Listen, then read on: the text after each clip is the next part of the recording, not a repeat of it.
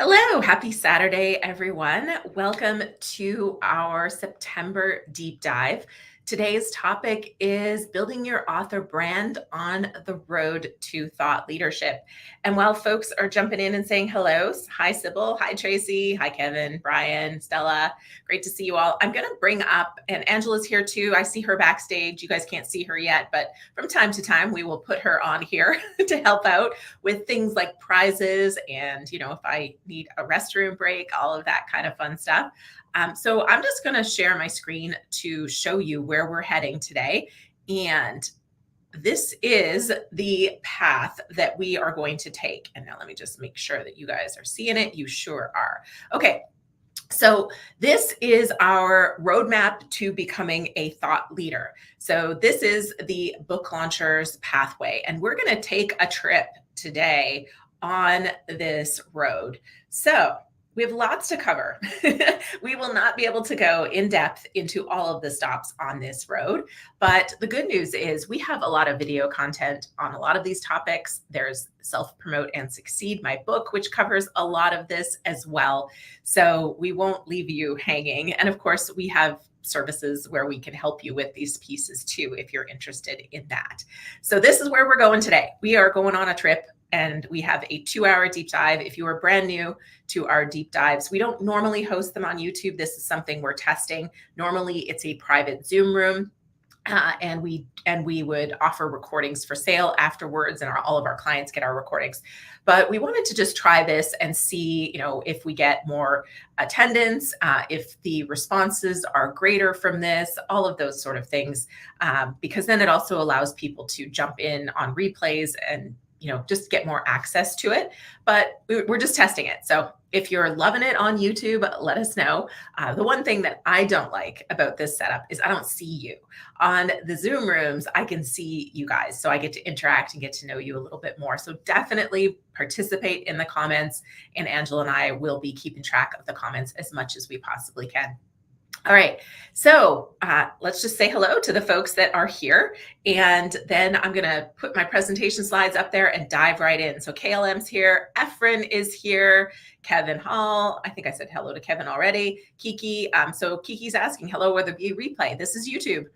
It will be here on YouTube afterwards. And Alan West is here as well. Thank you for joining in. KJ, Darla, Tracy, I think I've said hi to everyone now that said hello to us. So thank you for being here. Okay, I'm going to dive in. And actually, before I do that, I want to set the stage a little bit before I bring up my slides, because I was thinking about this, the whole thing about author branding, thought leadership, even becoming a bestseller. I was thinking about it this morning. And one thing that comes up a lot is this notion of looking at other authors and going, okay, this author is a New York Times bestseller. They're on all these big stages. I want to do that. And that's great. I think it's wonderful to have a vision of where you want to go. What I want to keep in mind is the idea of progress. Because what happens is we have a lot of clients that come to book launchers, and they're starting something new, right? They're pivoting, they've exited a business, or they've been a doctor for so many years, and now they want to take that expertise and start to share it with the world. And while they have a deep well of expertise, nobody knows who they are. And there is this thing that happens to all of us where we make massive progress, but instead of looking at the progress that we've made, we turn and look at that person that we want to become like or be doing the things that they're doing, and we just feel dissatisfied and unhappy. And my challenge to all of you is to, keep those dreams, keep those wants, be like, I want to do that, and be excited about it. And look at the progress that you've made, because if you're building an author brand, it takes time. There is almost no instantaneous path to building a brand. And it is something that takes consistent action and consistent messaging and constant work. And it takes a while, and you have to be prepared for that piece. And in order to make it fun, I think it's great to look back and go, wow, I have come so far. And I heard a story. There's this really great book. If you're somebody who is constantly struggling with comparison and feeling dissatisfied with where you are today, it's called Gap in the Gain, and it's Benjamin Hardy and Dan Sullivan. And I've recommended some of Dan Sullivan's books before. Who Not How, and 10x is greater than 2x. These are all great books. But this Gap in the Gain, I've been actually listening to it with my son. My son's 7 years old, and I put it on when I pick him up from school sometimes. And last night we were watching a movie, and this is kind of why it's all become why it's front and center, and why I started here, is because we were watching this movie last night. And I can't even remember what the movie. Oh yeah, Tintin. Tintin. And the kind of hero of the story is really discouraged, and he's basically giving up, and he's going through all the things that have gone wrong. And Jackson looks at me and he goes, "Mom, he's in the gap." And I gave him a big hug, and I'm like, "You're right." And I'm like, "How could he go to the gain?" And he's like, "Well, he could look at how far they've come already, how much closer they are to finding the treasure and to solving this puzzle," and on and on and on. And so I wanted to start it off by bringing you to that, because a lot of times, just going, let's say newsletter subscribers or social media followers, we might have 100 and go, "Oh gosh, I only have 100. Look at that person. They have 10,000 or they have 50,000." Instead of going, "Wow, I've already gained 100 followers. Now I have 100 people who are listening to me, and I'm just going to keep going. I'm excited. I'm grateful." And that's a lot of what this book talks about, is that gratitude. So with that in mind, let's start going into the path of building that author brand. And as much as you can, celebrate those little wins along the way so that you're excited and happy to keep going, knowing that this is not an instantaneous journey. And neither is being an author and having success as an author, by the way. I always tell people, those folks that show up on the New York Times bestseller, that was many, many, many years in the making. That was not an overnight success. The greatest books in the world don't top the charts without having somebody behind them working for years and years to build an audience, do strategic planning, and then, of course, probably having a pretty large team behind the scenes helping promote that book and get it out there. So, all right.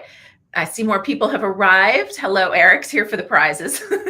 Dora is here. Alan is awake at 2 a.m. in Japan. So as always, I appreciate you for your crazy hours and for being here. And that is one of the things with this. I can't see. Sometimes it looks like Alan is hiding underneath some stairs or in a cave when he calls in from all hours, because he's in Japan and probably trying to be quiet when he's on these sessions. Okay, so I'm bringing up my slides for you all, and I will check back to comments in a few minutes, but we're going to dive right in here. Hope you got your notebooks, because we have a lot to cover today.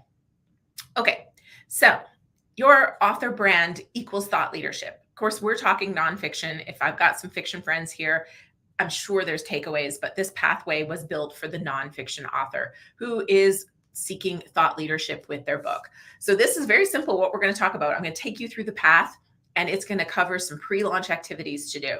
It's going to talk about early post-launch, and then it's going to talk about long-term after launch. So lots to cover. I took you through the roadmap already, so you know where we're going.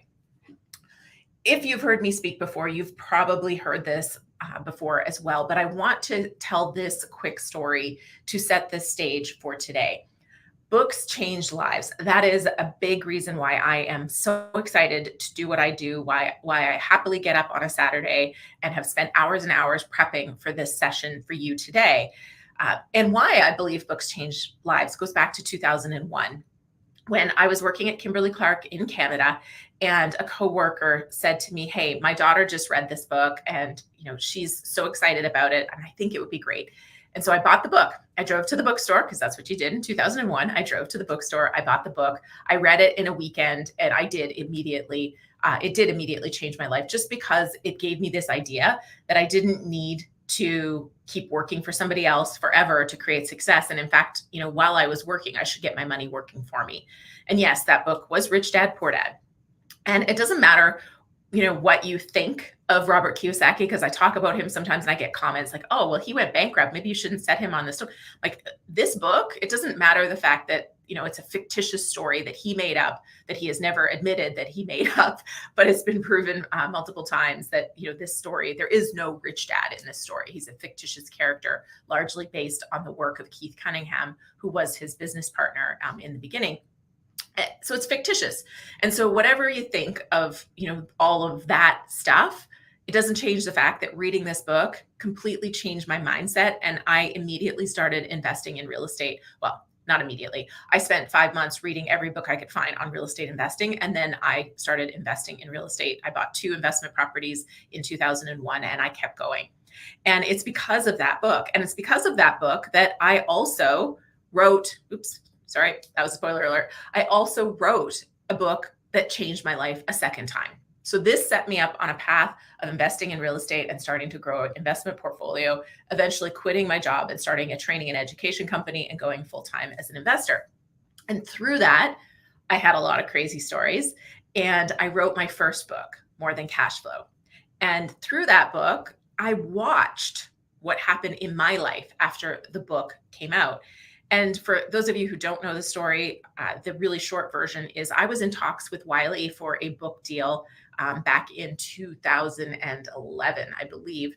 And they ended up rejecting first my book idea, which is the book I ended up publishing. Then they said, no, we've got an idea here, go make a proposal. And I spent 3 months building this proposal, and they ended up rejecting the proposal, saying, we don't think you have enough of a marketing platform or enough of a platform for us to sell enough books for this to be worth a book deal. And so they rejected me, they rejected my idea. And it forced me to really look inside and go, you know what, I still want to write that original book. And thank you, Wiley, but I'm going to do it better than if you had given me a book deal. And I believe I did do it better than if they had given me a book deal, because I took that book, a self-published book on real estate investing. I took it to #1 in print books on Amazon, ahead of Dan Brown, ahead of Game of Thrones. And it was in the top 100 print books for 200 days. The proceeds from that book in that first year were $93,000 roughly. I can't calculate it precisely because I didn't keep receipts on every sale, but because I sold a lot of books at the back of the room in events and things like that. But had I traditionally published that, I would have made less than $10,000 in royalties because of the book deals, the way it worked. I would have made about 80 cents a copy per book sold. And, of course, self-publishing, I made way more money. But ultimately, readers did not care if it was self-published. And it became a very, very powerful tool for me to use in building my brand and ultimately positioning myself as a thought leader in the Canadian real estate investing space. I was everywhere for a while. I was on big stages. You can see this one. There was like 600 people in that audience. I spoke at almost every investor forum for, 4 or 5 years, which was the Canadian Real Estate Wealth Magazine's big event. You can see I was one of the featured speakers here. I was on TV stations, front page of the business section of major newspapers. So I became a thought leader after this book. And so it's one of the reasons why, it changed my life, but it also led me to starting book launchers to help other people write books and follow the path to thought leadership. Now, the one thing to note is that a lot of these things didn't instantly happen after the book came out. In fact, a lot of the major media was 6 to 12 months after the book came out. These things take time for your name to get out there and for people to start creating demand for you, because they read your book and then they go, oh my gosh, this was so good. And then they pass it along. And so that's where we are today. So it started with Rich Dad Poor Dad, because without that book, I wouldn't have gotten into real estate. And without me writing More Than Cash Flow, I wouldn't have uncovered how amazing all these authors, how amazing it is to self-publish and have control and be able to create this path to thought leadership and building a business and having bigger impact on other people's lives through your books. And Angela here, she's in this picture. She's also here today to help us out. And this is Sarah Bean, our book marketing manager. And I don't know where we were. This is at some event. I can't remember. I think, I don't know. I know it's in Texas because Angela's there, but that's the only thing I remember. Okay, so diving into your roadmap to becoming a thought leader. Pre-launch, so before your book has come out, you start building your brand. And one of the core elements of your brand is an author website and creating content to attract and appeal to that audience. I mean, that's what today is. Today is content to support you, to teach you, but also so that the people who are interested in working with book launchers in some capacity, know us, like us, trust us more, and step forward and go, hey, I would love you to help us with this because I know you. And then building and nurturing your email list. This is such a big piece, is making sure that you are creating a list or a relationship with people that is not something another company controls, right? So when you sell your book through Amazon, who owns the contact information? Not you. You don't know who bought your book. Amazon does. When you are posting videos on YouTube, do you have contact with these folks? Well, you do. As long as your channel is up and running, you can post videos. But what if YouTube shuts me down one day or is down when we're supposed to have a live stream? How will you know that? The only way I can tell you is via newsletter or other channels where I've built relationships with you. So controlling your newsletter and having that contact information is really, really powerful. Social media, giveaways, media outreach, these are all things that we'll touch on today. Some of these things we're going to go into more deeply than others. We're not going to spend much time on social media today. And there's two reasons for that. One is that that would be an entire session unto itself, but also because if you don't already have social media, it is a great way to, slowly build an audience, but it is a slow burn. It is very difficult to put up a channel and suddenly put up a page, put up a profile, and suddenly have a big network. It rarely happens. And when you do see it happening, it's because they have an audience somewhere else and they're able to draw them from that place over to whatever place it is. Rarely is it because suddenly you're using the right hashtags or you've posted something that's gone viral. Somebody on my team posted something that went viral a few years ago, and she had a boost in followers, but it didn't boost her engagement because it didn't build a relationship. It just kind of, people were interested to see if something else would be viral-ish. Audience building activities like giveaways, media outreach, content. Your book army is a big piece that we talk about, and I'm not going to get into it today. But it is in Self Promote and Succeed, which I'll give you the link to get the audiobook for free if you want. Otherwise, you can purchase it wherever you like to buy books in whatever format you like to buy them. But your book army is a group of people who are going to support your pre-launch and your launch and post reviews and tell other people about your book. And then your job from book launch day forward is to ask for reviews. So, by the way, if you have read Self-Publish and Succeed or Self-Promote and Succeed, and you haven't posted a review, now is a great time to do that. So please, you can even go ahead and pop on over while you're listening and post a review. Sorry, I heard a weird noise, so I'm just going to pop over here and just check to make sure everything's okay. You guys can still hear me, right? Alana's here from Canada. Hello. The decisions you make dictate the life you lead. I love that Kevin said that. And I want the link to the audiobook. Yes, we'll make sure you get the link to the audiobook shortly. Okay. Sorry, I'm just checking to see what the noise was, but it looks like everything's okay. Thumbs up. Angela, is everything okay? Oh, I can't hear you. Hold on. I'm going to bring Angela onto the stage. One sec. Hi. Hello. Can you hear me? Yeah.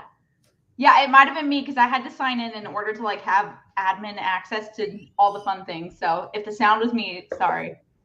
That's okay. I just want to make sure something wasn't broken because when I'm in the slides, Angela has a fancy 2-screen setup. I do not. I'm not fancy like that with 2 screens. So when I hear a noise, I have to go find out what's caused the noise.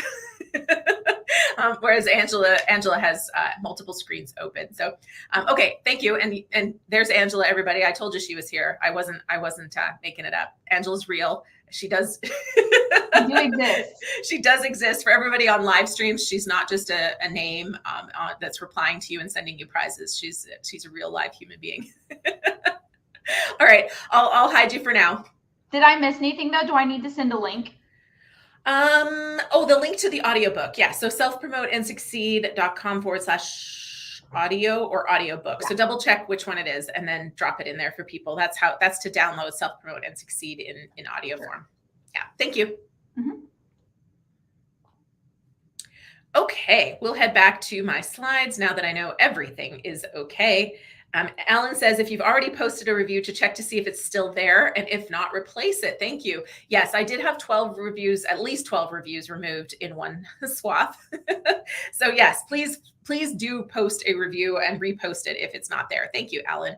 Okay, heading on back here, back to my slides. Okay, so next up, let me put it back in slideshow view for you. Oh, we get to start at the beginning. So those of you who've just tuned in, this is what you've missed. Okay. Right. So, did I talk about this yet? Media outreach. Okay. Social media campaign, pre-sale, book launch. Okay. No, I did cover this one. Oh, paid ads. So one of the things, and this depends, every author, you don't have to do everything on this list. And some things will make more sense for some people than others. One of those things is paid ads to build your email list. I do a lot of paid ads. And that is not because I'm trying to sell books. It is because I am paying for the ads, sometimes to sell books. But the goal is not the book sale. The goal is that somebody enters our community, becomes a part of the community, and then will potentially work with us in some capacity in some way. Really, it's part of a bigger goal for growing book launchers as a company. And so for some people, serial authors, as an example. So somebody who has, my friend Dale Roberts, many of you know, Self-Publishing with Dale. He is in the process of publishing a 12-book series, and he will or could be running ads for some of those books because it makes sense. Because you buy one book, maybe you're going to want the other 11 in that series. So the ads for the one aren't really just to sell that one book, it's to sell the entire series. If you are a single book author, other than running Amazon ads to sell your book, I would say things like social media ads, Facebook or Meta, so your Instagram, even LinkedIn.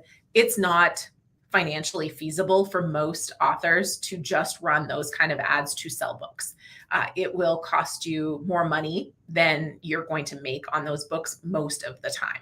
So generally speaking, Amazon ads is a much better place to invest your money if your only goal is book sales. But if you have bigger picture, like you have a service or a product, or even if you're a speaker to some degree, there's probably some value in running paid ads, and it will build your brand.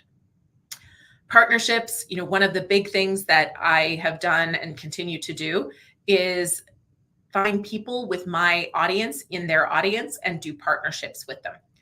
It is a fast track to building your brand, growing your business, and selling books, because they already have the know, like, and trust with that person. And now you get in front of them, and immediately that know, like, trust gets transferred to you. One of our great, we have quite a few great partnerships, but one of our great partnerships, Allie Fallon, she teaches people how to write memoirs. And actually, she's stepping back from teaching people how to write memoirs now for a while, just to be with her family more. But she has been a great partner. I've had her here to speak. She's been on the YouTube channel, and I have taught one of her class. There's a section of her classes that I teach, just to teach people the difference between self-publishing, hybrid, and traditional, and also walk them through the mindset of thinking about, if you want your book to be marketable at the end, here's some things to consider as you're going through that journey. And so we've had this wonderful partnership, because while there's overlap, we have writers and coaches that could, in theory, coach people through the memoir writing process, which is what she does. She does it in a way that is different than what we do, that is a better fit for the people that she works with. But then we take over on the other side and do all the things that she doesn't do once the book is ready to go to editors and beyond. So those kind of partnerships can be phenomenal. And honestly, it makes life more fun when you find people like this who you can support and they support you, and you can do things together. Dale Roberts and I, another example, we do a lot of things together. And some of our audience is definitely the same people. And then there's some people, because he's a little bit more DIY, so he will appeal to the DIY crowd a little bit more than I will. And I think he also touches on more than just nonfiction, whereas I am just nonfiction, and I will tell you how to do some of the stuff DIY, but I don't DIY. So I am more like, here's how to hire the great people that can do this for you and help you create massive success that way. So it's a different thing. Speaking engagements. Speaking is a phenomenal way to build your brand, sell books, grow a business. And then ultimately, for those of you who were here when I started at the beginning, tracking platform growth is really, really important. And the story I was talking about in the beginning, talking about how looking at 100 subscribers, you can look at it two ways. You can go, wow, I have 100 subscribers. I'm so grateful for each and every one of them. I'm going to deliver the best content I can to those 100. That is one mindset. The other mindset is, I only have 100 subscribers. Like, what? This is taking forever. This is, I thought I would have 1 million by now. And but tracking your platform growth is not so that you can be that person that's sitting there going, I only have 100 subscribers. It is so you can go, wow, a month ago I only had 0 and now I have 100. What worked to get me those 100? Because I'm going to do a whole lot more of that. So that's where tracking your platform growth is really important. Foreign rights, I'm going to touch on that today. Reviews, right? It's going to keep coming up. Keep asking for reviews. Media, articles, things like that can be great. Repurposing your book content. And I have several videos on the YouTube channel, which when we get there, I'll have Angela pull them up for you if you don't know where they are. Lead magnets or resources through your website. Events in person is really powerful for building a brand. Promote your content year round. Oh, and by the way, just going back to the events, because I'm not going to be talking about that too much in detail today. Author Nation here in Las Vegas in November. I think it's November 11th to 15th. Angela, if you can grab the Author Nation link. I am not an affiliate for it. I am speaking there, and Book Launchers has, we're having a bunch of our authors. Efren's going to be there. Yay. Efren and a handful of our other authors. We have a section where we're going to be selling books on Friday during their rave event. On the Monday, we're part of the vendor day. And then Tuesday, Wednesday, Thursday, we'll be attending. And I think I'm speaking on Tuesday. I'm mentioning it because it is a really cool event for you to learn and network and meet other people like I met Dale. I met Dale online, but then we've met in person several times as well. But Efren, sorry, I'm putting Efren totally on the spot without telling him here, but there he landed a podcast interview with Joanna Penn, the Creative Pen podcast. And I think, he sold books, and he would probably have to type in any other wins from there. He may have booked himself on a couple of other podcasts and made some other relationships. I know he's coming back this year, so it obviously went well enough last year that he's coming back. So attending events with your target readers and selling books at those events and networking, that's really, really powerful. And if you are coming to Author Nation, let us know. You can come and hang out with us on Monday and Friday when we have those booths, and I would love to meet you in person. All right, track of growth. A lot of these things are repeat. And at this point, you're getting close to a year post-launch. You may want to do something to refresh it. You may want to announce that you're working on a new book, or maybe you have a special event, something to celebrate. Celebrating the 1-year anniversary of your book release is really powerful for you and for anyone else. And then just enjoy and be grateful, because after a year, you have certainly increased your audience, your network, and you have more opportunities as a result of this work than you did a year ago. Now, again, going back to my original story, you may, after a year, be on big stages and have made a huge leap from where you were to where you want to go. But it's not always that instantaneous. One of our clients, Brent Pullman, he's over a year past his launch, but he's now booking keynote talks. When he set out on this, that was his goal. And I know actually this month and next month, he has a handful of pretty significant speaking engagements, which he booked probably not quite a year after his book came out, but he did other smaller speaking engagements along the way. Another one of our clients, S.A. Bradley, he launched his book with us in 2018, and we're still working with him today. I would say it was probably 2 years after his book came out that he started to be on panels and started to be the person on the stages that he used to be at the events where he used to be in the audience. So it wasn't instantaneous, but consistent action allowed it to get where he really wanted it to be, so that his network was the people he was looking up to when he started this journey. And yes, so anybody who saw this graphic going, I would like to have this graphic, I will make sure, let's just see. Angela, do you have the Dropbox link for that? Or should we do Do you want to do the Dropbox link, or how could we give people the graphic? I'll bring you on stage here. There's a couple ways we could, because we have it in 2 formats. We have, let me just see what the difference is. The combined infographic, which I believe makes it look like just 1 page, and I think the other one kind of splits it up to where it looks like it's 2 pages, but it's the same thing. Yeah, that's the exact thing. So I can send the Dropbox link, or people can write in and they can, like, to our team email, not in the chat, that'd be way too chaotic. But they could write in and I could email that to them directly. Okay. Let's see.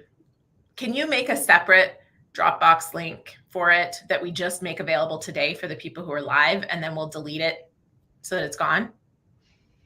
I think if we delete it, then the Dropbox, well, unless people actually download it. They have to download it. Yeah, I want them to download it. Okay. So yeah, do that, because I don't want people emailing, because this is going to be live on YouTube. So 2 years from now, they could be emailing asking for it. So we'll just make sure if you're watching live, we're going to give you this graphic. Angela's going to drop it in there and download it, because a week from now, we're going to delete it so that it's not available anymore. So if you're watching live, or if you're watching the replay wondering why the link doesn't work, that's why, because we're deleting it. You have to download it today. So yes, there's lots of people saying yes. Give me just a second, and I'll create it. Great. Yeah, no rush, because we want people to stay to learn all the stuff today, so they can wait for the link to come. Take your time. All right, friends. I'm just looking to see what everybody's chatting about. And Alan will be there, right, Alan? I'm so sorry, I forgot about that. Yes, Alan is making the great journey over. I'm very excited to meet you in person, Alan. So yes, Alan will be there as well, which is really great. And Heather is here from Allie's group. Yay. So great to see you here, Heather. All right. Let me bring my slides back up. And Kevin says, fabulous to have the download. I took a screenshot, but it's small. Yeah, I did the same thing when I was prepping this. I took screenshots and it was really small for the slides. So that's why I figured I would just give you guys the download. All right, back to my slides, and we'll do a prize. Next time I come back from my slides, we'll do a prize. Now, oops, pardon me. Here we go. Okay. Where we're going to start, well, not start because we've already started, but dive deeper is more accurate, is your brand. So what is your brand? Well, I had to come up with an acronym to make this fun. And by the way, I am mentally, I haven't physically started yet, but I am mentally starting to rework the new brand you, which I have talked about. If you're new here, my second book was not a success. It's been a great example of things that didn't work, even though the book, I think, is fantastic content. So mentally, I have been working on the book and deciding how I'm going to slightly adjust it for authors. And I'll be relaunching it probably in 2025 as a book on branding yourself as an author, probably for the purpose of thought leadership. So what is your brand? And so with that in mind, I'm thinking of cool things I can put inside of the book. And one of the things I had in the original book was the brand magic formula, but I really want it to be book focused. So I've been playing with this, and this is what I have right now is the author. This is your author brand. And so A is appearance, and this is online and in person. And thinking about little signature items, and Imani Roberts is one example that I have. Angela, you might be able to find his website and post it if people want to check him out. But he is a DJ who teaches business and teaches DJing. And one of our popular videos actually on this channel was him explaining how he did his launch. He did a very cool virtual book launch in 2020, which was not his original plan, was to do a virtual book launch, but people had to pivot in 2020, and he just did some fantastically cool things. But he has a signature bow tie, and he has signature colors that he uses. We also have, I'm trying to think of some other cool examples. I might have a couple screenshots coming up with websites, so I'll use those. But online and in person, what are some kind of signature things people can count on from you? And this goes to your digital footprint as well as your physical in-person footprint. And this can be logos, this can be colors, this can be something that you are often seen wearing. Those kind of things all bundle up for being something that's recognizable as part of your brand. U is for unique perspective, which is your story. Ultimately, I think this is the foundation of everybody's brand, why you do what you do, why you think the way you think. And this piece, I've been saying this for a while, but this piece has become even more vital with AI. Because the reality is, whatever book you're writing about, AI can write that book. What makes it the book that only you and a human can write is this unique perspective and lens and story that you bring to it. And it's the piece that makes the book not boring, right? So understanding what your unique perspective is, why you think what you think, why you believe and have this lens on life, this is really, really important to your brand. T is for topics you talk about, because you're not just going to be singular in what you talk about. If you think about, well, for myself as an example, I don't talk about everything that's going on in my life, but some stories that you may know are, the fact that I am Canadian, I live in the States, and immigration has been challenging. And so I talk about that sometimes. I love poker. So sometimes I use poker analogies. I talk, I'll bring in the poker pieces to some things that I write about or talk about. And of course, I love all things books and authors and business building around those things. So those are just, and then of course I'm a mom and I'm a very proud, proud mom of my son. So definitely I talk about him. And then we do a lot of hiking. So if you follow me on social media, that's something that I often do, post about is our hikes and things like that. So you kind of get spokes, right? Like what are those 5 or 6 things that you talk about? It's not everything that is in your life, but you have kind of cornerstone things or key things that you might share with your audience, and that becomes part of your brand. Your brand also needs a hook. So your book needs a hook, which is your outcome of your outcome, but your brand needs a hook too. What's the promise you're making your audience when they connect with you and they follow you, they get to know you? You still need to have some sort of a hook. And often I actually heard this. I was at the Summit of Greatness, Lewis Howe's event last week. I don't remember when it was, but there was a speaker there, Rory Vader, who is the founder of Brand Builders organization. And he talked about how a lot of people have one word, which is kind of their hook, right? So, sorry, just blanked on her name. Hold on. Brene Brown. There we go. I'm like, geez. Brene Brown, her one word is shame, right? So she has become, like, if you follow her, she's going to talk about shame in some capacity, just as an example. And David Goggins was a speaker at this event. I'm trying to think of what his one word would be. Unstoppable, probably. So you kind of think about those, your hook. What are you going to be hooking people in and supporting them through?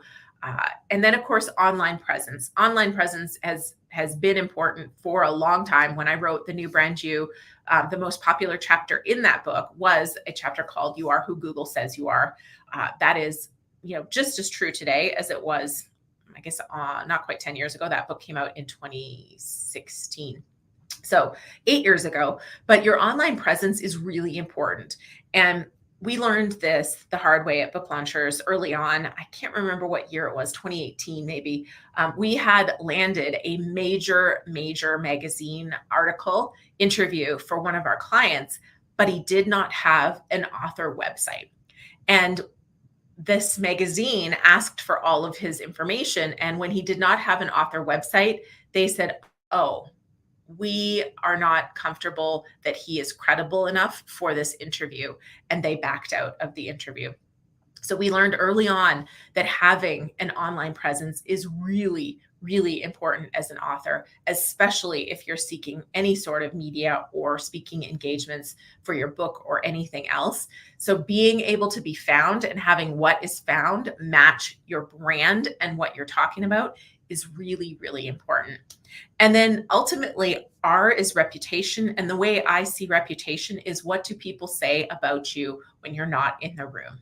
What are people saying when they hear, oh, Julie Broad or Book Launchers?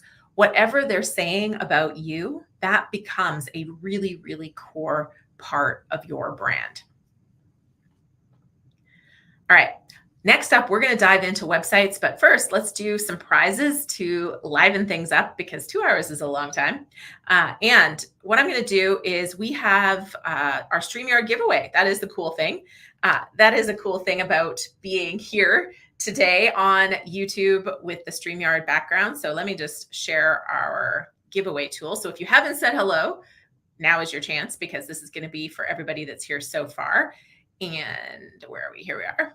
Okay. Ta-da. And we'll go full screen for this, maybe. There we go. So you guys can all get a good look at who is going to win. So, yep, here we go. We got some more people saying hello. So I'm going slow just for you folks. And Angela, what do we have for prizes today?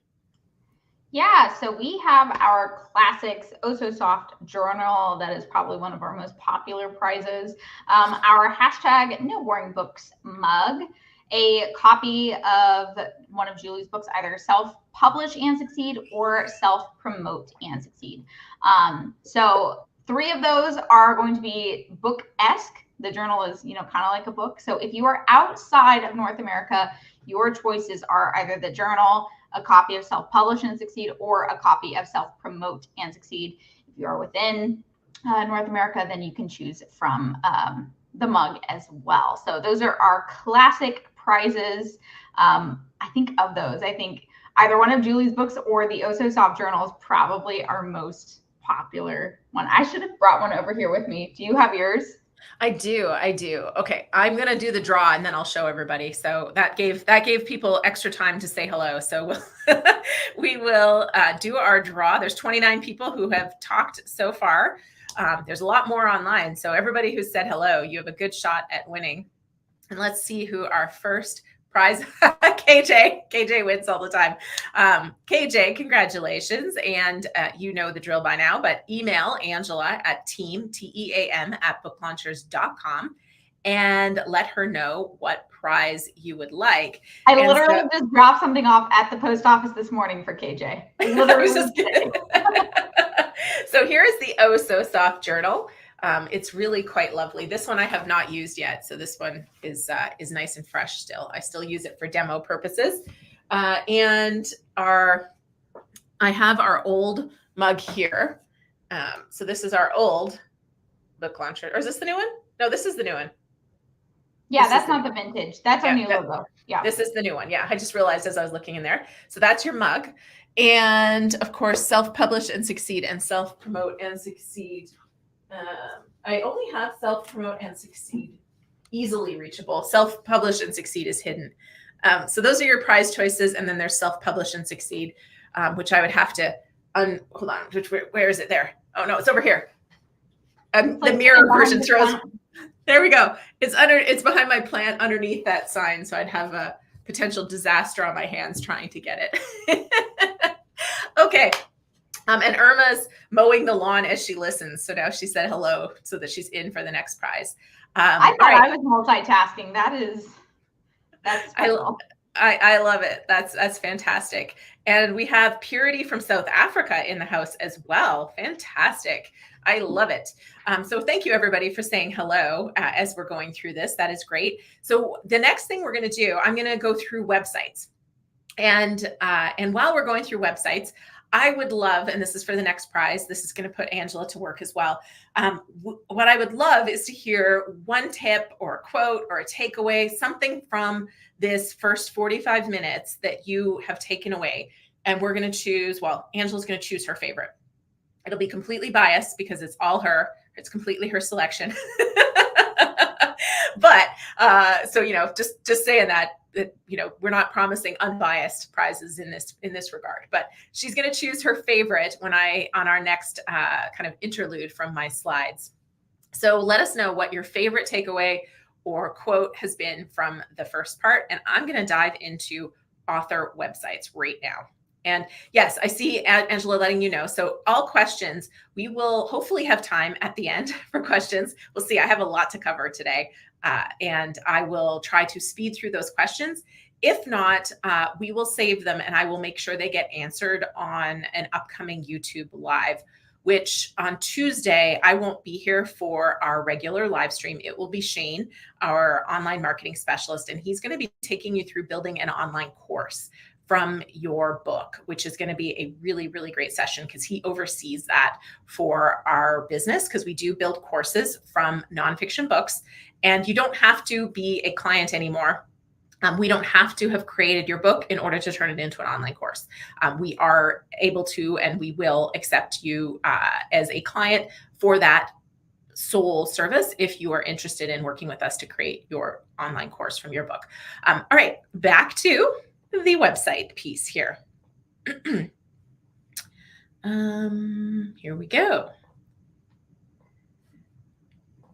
Okay, so an author website has a few purposes, and some of it is going to depend on what you are doing big picture.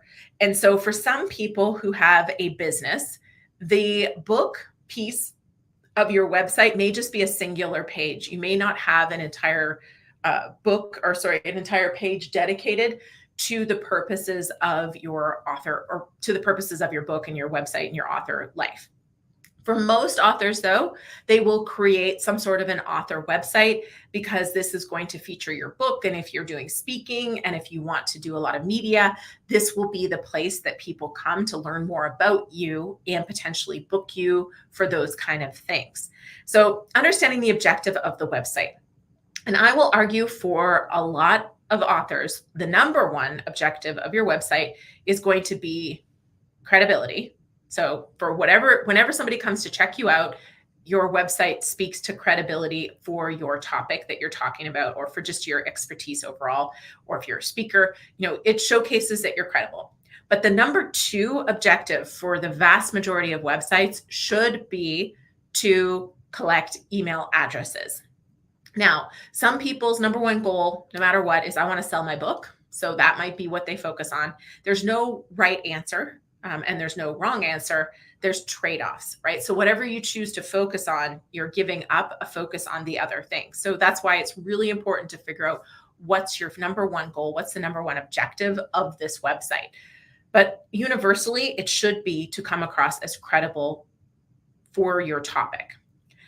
Then think about your brand elements. So a lot of people, when they think of branding, they're thinking logos or websites and that kind of thing. And hopefully you got from that author that it's a lot more about your story, your reputation, what you're offering your audience. That's more. But the things that make you recognizable and known over time are things like colors, or what you're wearing or how you look, and other kind of pieces of the puzzle, so to speak, which, like I said, Amani has his bow tie. But there's always kind of elements of that are going to make up your brand, and that should be showcased in your website. So those would be some of the brand elements, whether it's the colors or other details. Absolutely, on your author website, you need book details. You need to showcase your book, reviews, where they can buy it, and anything else that kind of feeds into that book. Credibility elements. So this can be as seen on, your logos or media features. It can be those reviews. It can be articles or videos or other things where people can get to know you. If you are a speaker, it should be a speaker reel.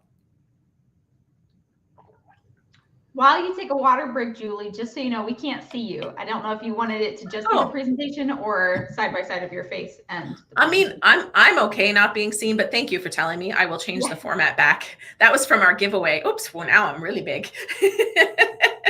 All right, let's see. Let's go back to, let's try this view and bring back in. Thank you for telling me. Oh, and you know what? I'll take you off for now so that you're not there, and then you can do your thing. Okay, now back to the screen. There we go. Okay, now you can see me, right? I can't hear you, so it's okay. Even if you can't, we'll carry on. Okay, call to action. So call to action could be buy my book. So here with Linda Magoons, and now that I've shared screen, you might not see this, so I got to make sure that you can see it.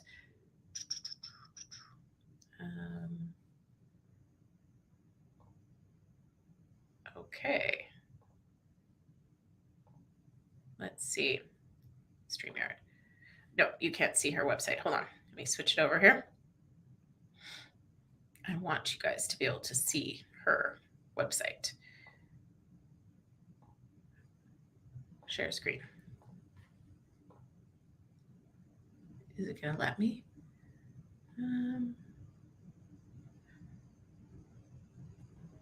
I think you have to select the one where it's not your little picture in the bottom corner, it's side by side. No, that's not the issue. It's sorry, I'll just fix it. I know what the issue is. The issue is I put it in, it's in the same window as the StreamYard. That's where it went. And with it being in the same window, I can't do it without still doing it. I need a new window. It wasn't letting me create a new window. There we go. Okay.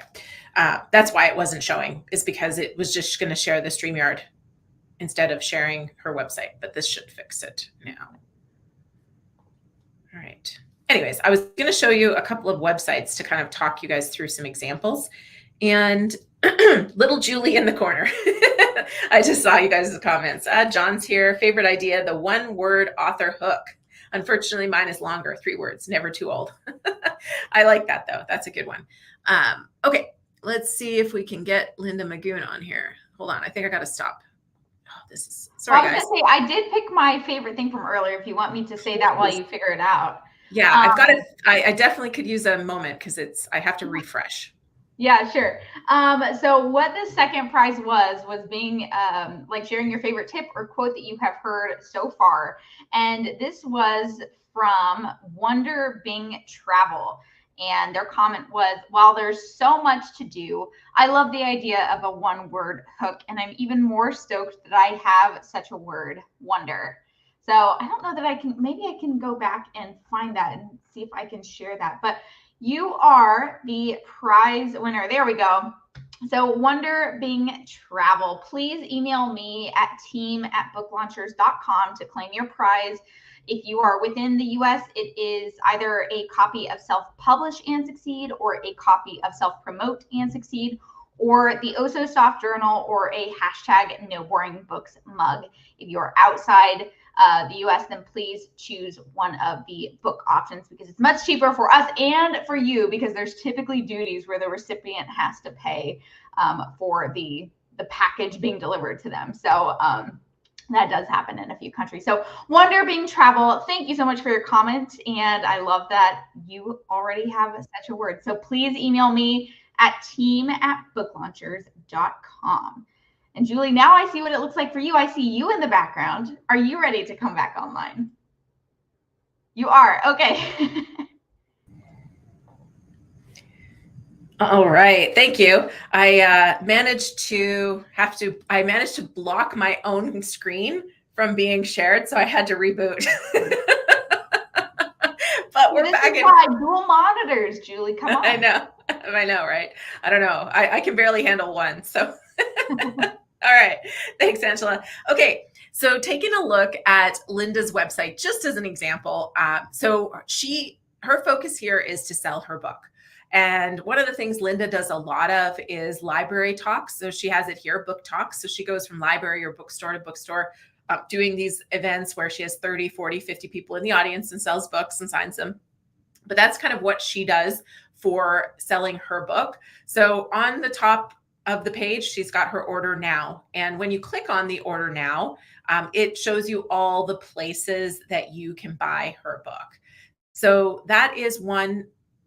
And then she scrolls down, subscribe now, sign up for a dose of inspiration, outdoor, blah, blah, blah.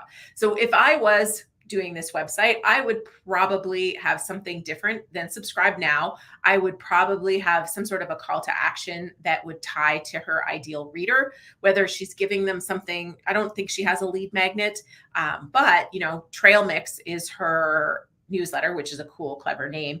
It might be some sort of a call to action that has more of a reason to subscribe versus subscribe now. So I like this though. Sign up for a dose of inspiration. So it might be get inspired now or uncover new adventures today, something like that, just as something that is more than subscribe now. But anyways, carrying on. So she's got a forward down here. She's got her subscribe. And over here, it's about Linda. So Linda's goals are not as grandiose as some authors as far as what she's trying to do. She wrote her book really to have an impact and to have a little fun and share her story. So if I take you to a different website, actually, I'm going to take you, well, I'll show you Roger's really quick, and then I'm going to take you to one other one as another example. So Roger here, his number one goal is speaking engagements, and his book is down below here. So outthink, outperform. His whole feature up here is to build credibility because he wants to speak on your stage. And so he's got speaking up here. He's got his book featured here. Now for him, I think I didn't double check this. Yes. Okay. I was going to say for him, we set it up so that his book could be purchased directly. So you buy his book here, and we set this up to be a direct sales link. So it's set up with Shopify and Book Vault for the delivery of the book. And so you can buy in bulk. So again, his goal is speaking. And as a result, one of the things that a lot of our speaker clients do is they sell their books in bulk. And so they can sell it slightly discounted with the more books you sell. And he doesn't have to go through Amazon and pay Amazon their fees. He's able to deliver these books through Book Vault and the setup here. So this is another method or another technique that a lot of authors will use if they are speaking.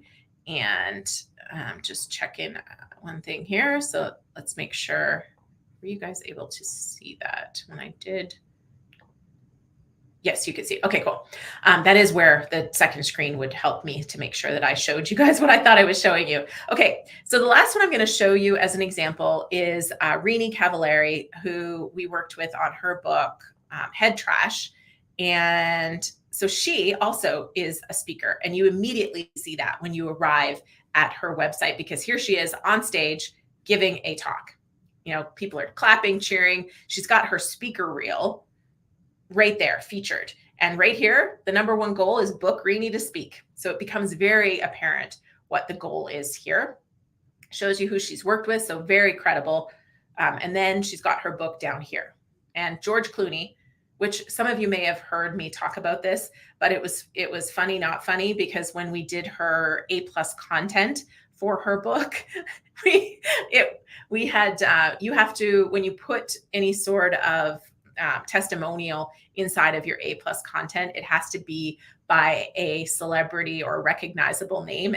And the initial rejection was that George Clooney was not a recognizable name. Or something like that. I can't remember the exact rejection of what it was, but anyways, so the book is here, and she's got other books that she's created here for feature. You can listen and learn. So you see her on these podcasts appearances. And then down here, again, her number one objective is to book more speaking engagements through her book and her profile. So just as some examples for you for author websites and what they can contain. Now, let me head back to my slides here. Here we go. Okay. And one thing that I don't think a lot of people know is that we build author websites. It's something that you can hire us to do for you. And we did not create Rini's, so I don't want you to think that that is what you would get. Although it's very feasible that we can build something similar to that. She obviously had that phenomenal video to put at the top of it. But Roger's website we created, and I don't know if we did Linda's actually, but I know for sure we did Roger's. And we can build your website for you. So this is on our website. I think it's booklaunchers.com/website or websites. If you can drop the link there, Angela, for me. And by the way, until October 1st, we will also include 3 months access to our Author Business Accelerator program. So our Author Business Accelerator program is a group that we have where you get access to basically all of our online training content that we've ever created. So I don't even know the volume of that. We have also created Julie, the book bot, for you, and she has been trained on everything. And she's really, really great at brainstorming and supporting you and answering questions and telling you where there's content that you might want to access. Hey, do you have a video on how to file for copyright? Hey, do you have a video on this? Julie the Bookbot will help you get all that information. And I think the best feature of our Author Business Accelerator is every week there's an office hour call with somebody on my team. So last week it was Sarah, and she did, and it's a small group. So in this case, there was only one person that showed up to the call. And so that person essentially had a 1-hour private branding strategy session with Sarah, our book marketing manager. But you can't always expect that nobody's going to show up, especially as the group expands. But for 3 months, you will have access to the Author Business Accelerator if you grab one of our website packages by October 1st. So there's 3 different packages. I only have 2 up here. Most people will work with us for the deluxe website package, getting the lead magnet as well as 3 email sequences and your website built. And then I think there's another package, or there's an add-on where we can build out your direct sale piece as well, like we did with Roger's website that I showed you. Okay. And Angela, if you have questions about that, Angela can answer that in the chat here, or you can just email us at team@booklaunchers.com. All right. So the next thing is content creation.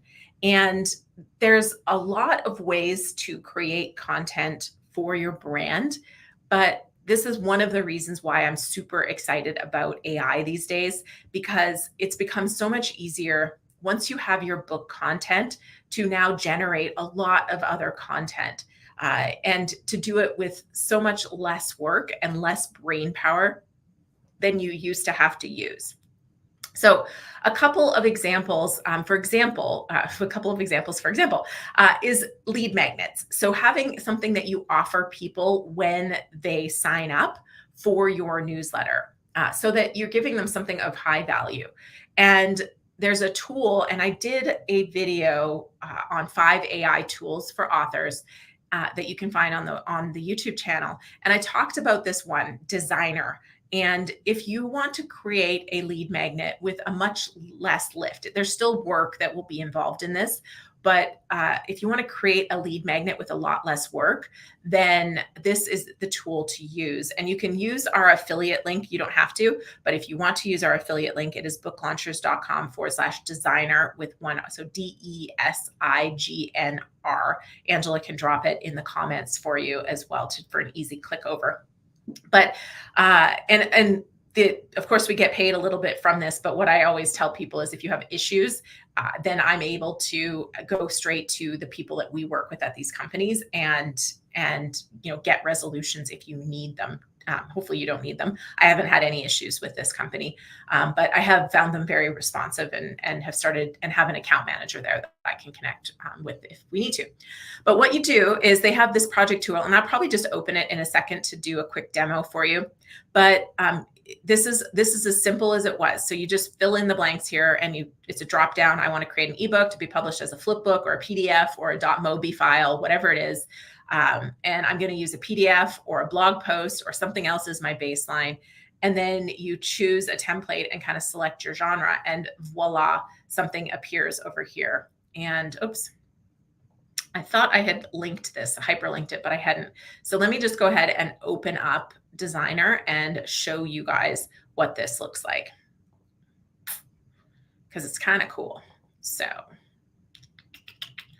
okay. All right. I am just going to log in over here. Okay. So you can see all these choices here. So what we want to do is we're going to create something from a blog post. So I want an ebook to be produced as, let's do a flip book just for fun. And I'm going to just quickly grab a blog post from over on our blog. Okay.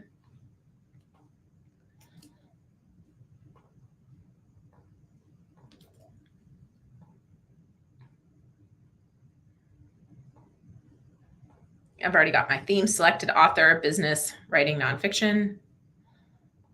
And let's start. Okay, so now it produced this here.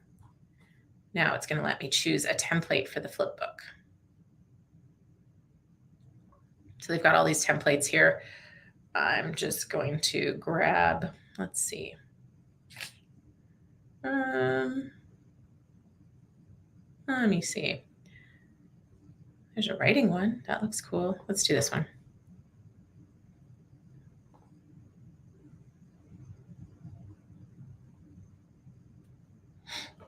So while it's loading, you can see it's got all these ways that you can customize it on the left.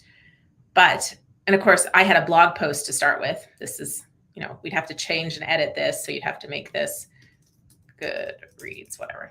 You can see. Doop. Okay. All right. But now it's dropped right in here. Not a bad looking first draft, right? Straight from a blog post. So you could do the same with a chapter from your book.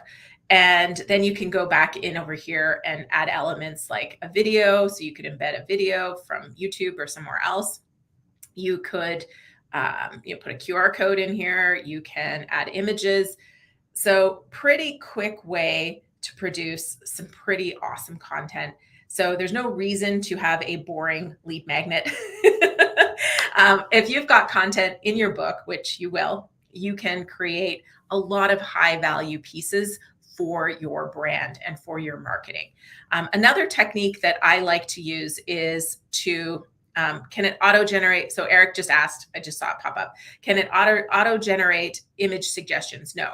So it is more, there's no one tool that solves all the things. So honestly, we're still sending our stuff to a graphics designer to do for the ones that we do for our clients. We're not using Designer to do it because it's not a perfect solution, but it can save you hundreds of dollars in hiring somebody to do this whole thing, to format something. And it does also write ebooks. It'll write a 50-page ebook, which it's AI generated. I'm not a fan of it, but as far as having somewhere to start, it's a great place to start. And you will have to pull images from somewhere else, and they'll probably have image selections. They do drop in some images randomly based on your text sometimes, like some of the ones that I've done before. It puts images in based on the template and some of the text, but they're not good. Like you're going to want to swap them out and play with the formatting. And if you saw, the very last page had lorem ipsum content, so you're going to want to add content there. So that's why I say it's not an immediate, like, voila, you're done. But in an hour, with with something to start with, in an hour, you're going to have a really high quality PDF or flip book or output that you want, which is pretty cool. All right, coming on back here. So back into here.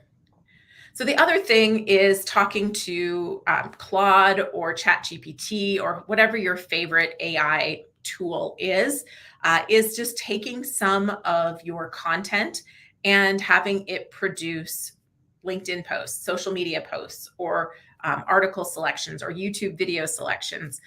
It can be really, really great. So as an example, I uploaded chapter 4 from The New Brand You into Claude. And I asked it for 5 social media posts, and then I asked it to write a LinkedIn post. Again, I would not personally use any of these things word for word, but it helped me so that all of a sudden I'm like, oh, I'm not starting from scratch. And I would edit this post and then potentially have something there. So instead of taking an hour, I'm now taking 10 minutes, 20 minutes to create the content that previously would have taken so much more time.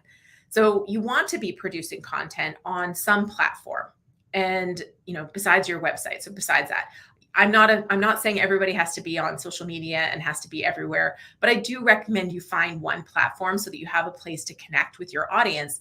And so if that's LinkedIn, you should be promoting, or you should be producing regular content for LinkedIn. If that's YouTube, You should be producing regular content for that platform, social media, if it's Instagram or whatever. So finding that platform that you're going to focus on and producing content for it.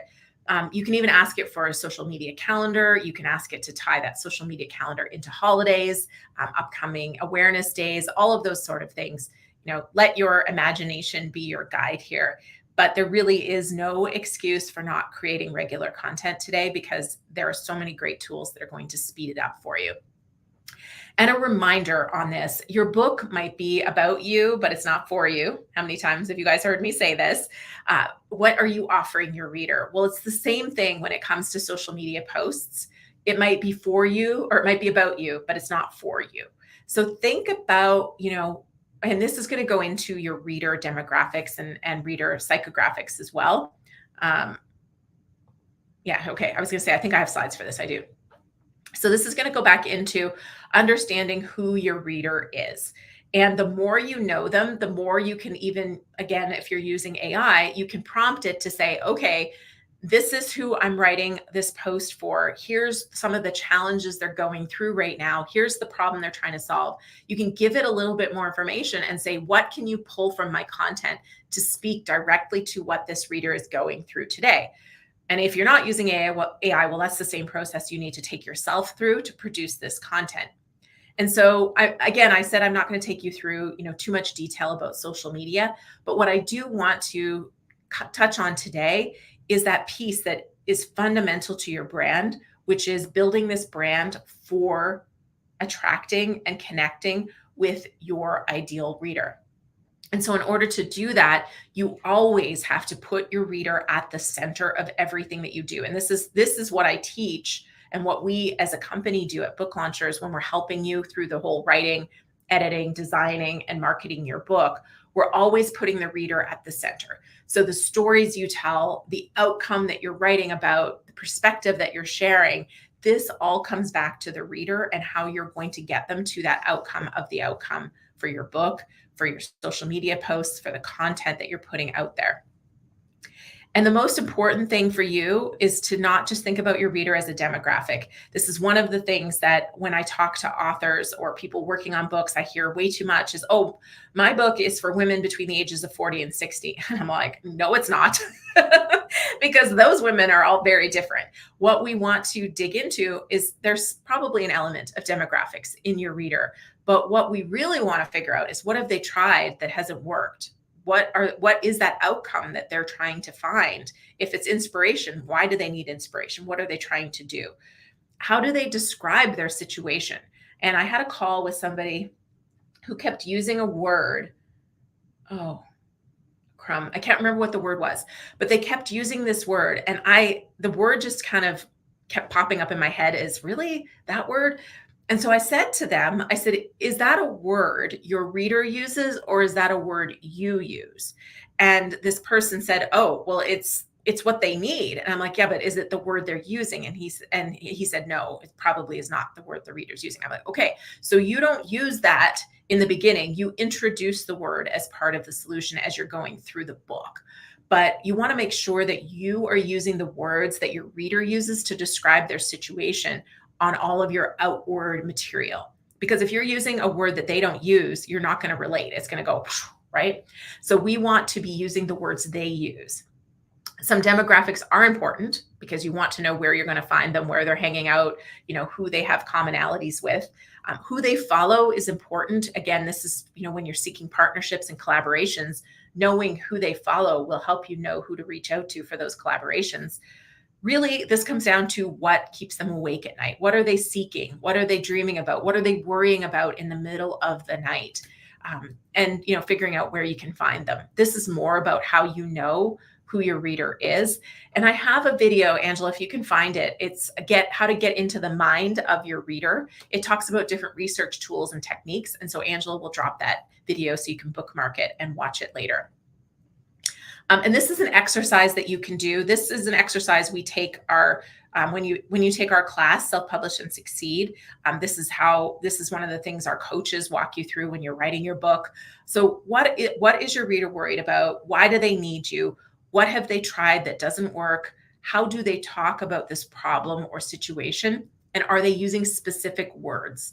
So if you can write all this down, you can use this to figure out what content to put out into the world to build your brand and to attract your readers to you, to sell your books, to get yourself on stages, to sell products, services, coaching, your course that you may build from your book, all of those pieces. Here's a couple examples, and then I'm personally going to take a short break. And so Angela will be answering any questions that she can answer herself, any other pieces like that, because I am going to have to take a short restroom break here in a moment. But a couple of examples. So Yukimi, I'm going to click on this and bring up her LinkedIn in a minute, but just to show you how her posts are for her audience on LinkedIn. She does a really, really great job. And her book has done really, really well too. So this is one of our clients as Nick, or he was a client working with us on his book, Rise of the Reader. And I put this up because Nick has, this is Nick's personal page. So he built this page when he was going to be launching his book. He has a very, very successful bookstagram page called Book Thinkers, and a business where he helps authors build videos for their social media content and beyond in their branding. And he pitches people for podcasts and things like that. And so we also collaborate on a lot of things because we have a lot of the same people in our audience. And he sends a lot of people to us, and we've worked with him in a variety of ways as well. But he built this page solely for his book launch. And so you can see how he mixes personal in with his book if you go to his page. And I'll bring both of them up right now so you guys can see them. And okay.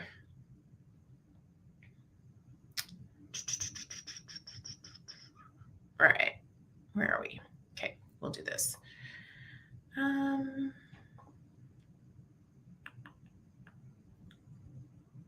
we go. Okay, so we'll go to Instagram. Nick Loves Books. So you guys can see this just as an example. So he's got his post pinned about his book. He's got lots of personal aspects that tie in here. But then you can see he's featuring his book. He's sharing content, how books changed my life.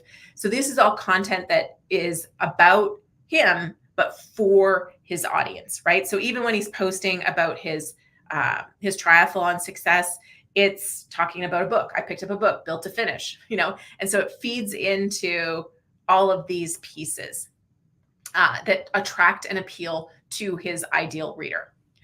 Now, let me bring up Yukimi's LinkedIn. Let's see if it's going to show up. That it's not as easy. We might have to search for her over here. Okay.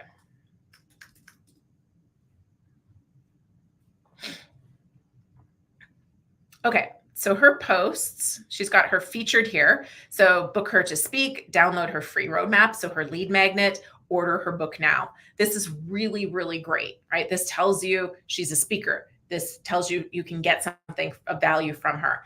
You can order her book. Carries on from here. Here's a post to get to know her. So all of her content, when you look at her posts, let's just go see if it'll bring this up. So this is about her. I'm only halfway through Monday, but I already feel behind. But ultimately, she brings it back to a lesson for her audience, right? So her content is about her, but it is for her ideal audience. And she does a really, really great job of promoting her book, but also hanging back to that author profile of, what's her appearance? What is the stories she's telling? What are the topics she's talking about? It all gets tied together really, really well. Okay, I am going to take a short break and I will be right back. Angela, I'm going to bring you on stage. Do you have the StreamYard link? Because you could do a giveaway while I am gone. It should work for you because you're logged in, but here, I'll give you the StreamYard giveaway link in Slack so that you've got it. Cool. And I think it'll work for you because you are logged in through StreamYard as well. So it should work for you. And I will be back momentarily.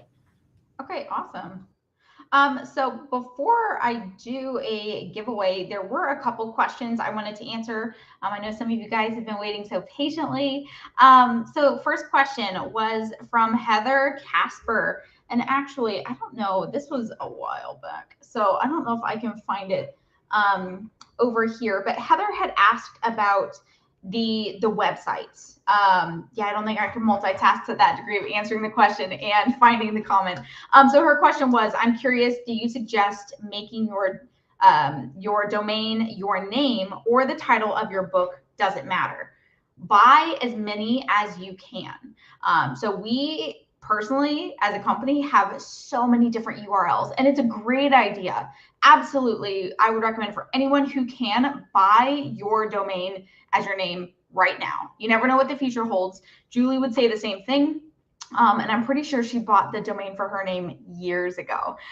So absolutely, it's great to have one for your name, for your book. If you have a brand or a company that you're just starting out, absolutely buy it for that. And then if you have other ideas of things that you might want to say with your brand that you might want to explore in the future, see if a domain is available for that or a variation of that, and buy that. So one of the great things with, let's say if you just did one with your name and then you bought a second one with your book, if you write multiple books in the future, you could create a new domain for that book, but then you could have them all listed on your main website. Or if you start to establish a brand or a business, you could also have it link back to your website. So I would absolutely recommend buying multiple, buy as many as you can, because it will more than likely be able to be used in the future. So that was one question. Let's see, there was another question by Kevin Hall. So let me just, and I don't think I'll be able to find this question in the comments either to actually show it on the screen, but his question was, what might be a best tool to use to build a website? My latest was built using HTML code and I want to redo it. So typically our websites are built through WordPress, but there are many different tools out there nowadays to do that. So you could absolutely do WordPress. There are a lot of different features and functionality with WordPress. Wix is another common one. GoDaddy. Weebly is one that's usually for, well, no, Weebly is one that you could say for sure. I already said GoDaddy. There's another one that I'm blanking on, maybe Canva even. But yeah, typically we will do ours through WordPress. Squarespace is also another one. And you could even Google some other ones, but yeah, there are many, many tools out there that you can use to build a website. And I know that WordPress does do HTML as well. So hopefully that will help you out. Okay, let's see. Let me attempt to do a giveaway. I have not yet. I'm always on the behind the curtain roll for this. So let's see if this works. Okay, so we're going to see who has said hello again. And we're going to try to give away that. I don't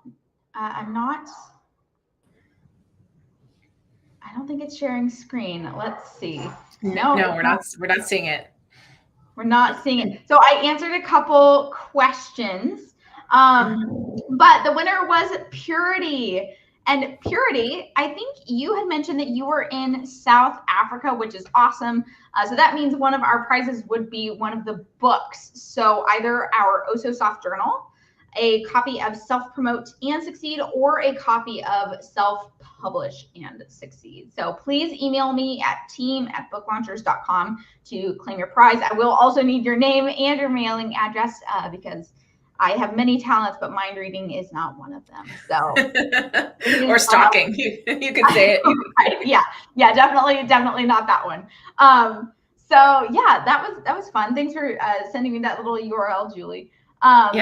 Yeah, I just answered a couple questions, and then did the giveaway. Great. Awesome. Okay, cool. So we will, and I'm looking at the time and I'm looking at everything else that I want to cover today. And I'm thinking that we should do part 2 of this in October. I don't think we have a topic yet for October, do we, Angela? I can look. I don't think so. So because I'm going to go through one more section, but the next piece that I was going to dive deep into was kind of the speaking piece and going from there.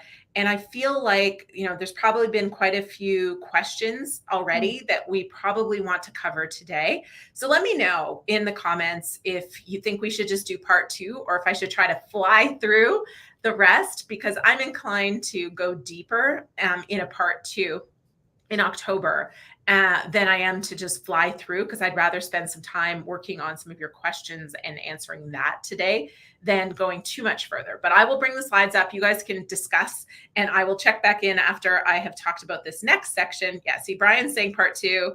Amalia's saying I'd love a part 2, October. And we don't have anything on the books yet, Julie, for a schedule. That's what I thought. Okay, great. Because I know November we have Rena from Speaker Slam coming to talk to us about, speaking and like that kind of piece. But yeah, okay, part 2. I don't even have to.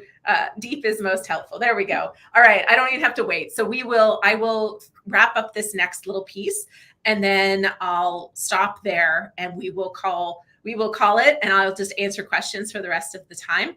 And we'll have one more prize. So don't go away.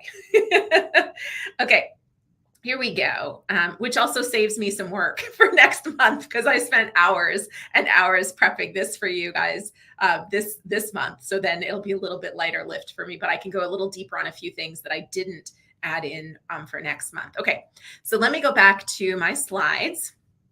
And you guys will probably get a sneak preview of where we've been. For anybody who wasn't here, this is what you've missed and why you will definitely want to go back and watch the replay. Excuse me. All right. And I just pause here, and it's funny because this was 10 years ago now. So seeing all my pictures from 10 years ago. But carrying on, we have been going through the roadmap, and we have covered deeply today the brand, the author profile. So here you go, your author acronym. We covered author websites and some of the things that you want to make sure that your author website has. By the way, the pages, the type of pages you want your author website to have, you want an about, you want something about your book, you want contact information, and then anything else would be specific to you. So speaking or a blog or media appearances, those are kind of the main pages. If you have something else to offer, courses or workshops, you put that there too. But your website doesn't need to be huge or fancy. And like we showed you with Rogers, to sell your book and to sell bundles and things like that, you can actually have it linked to a Shopify store page. And that's a really, really effective way to do it. Okay. Oh, and again, just a reminder, you can get a website from us. We'll build your website. We'll create a lead magnet and a 3 email sequence for you. And you get 3 months access to our Author Business Accelerator if you grab your website package by October 1st. Okay. And then we talked about content, and I gave you guys some AI tips and tools for that. And then we've just spent a little bit of time talking about kind of a perspective, not a how-to on social media, but a perspective on what content to share to grow your brand and to connect with your audience. So going back to our roadmap, we are, I asked for reviews, of course. So sorry, where's our social media campaign? That's where we left off. So then audience building activities like giveaways. We've done a little bit about this on the YouTube channel. So you can search for Goodreads giveaways. That's, lead magnets can also fall into that.